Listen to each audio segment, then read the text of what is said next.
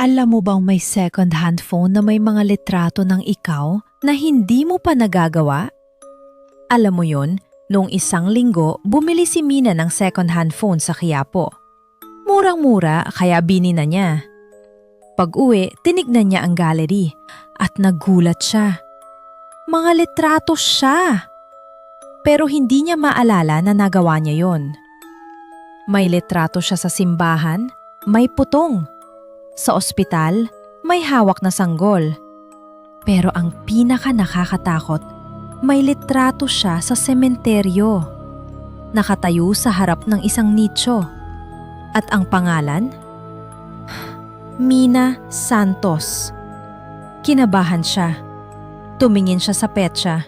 Disyembre 15, 2025. Pero 2024 pa lang ngayon. Biglang, may notification. Bagong litrato. Nakita niya ang sarili sa kwarto niya. Nakatitig sa kamera.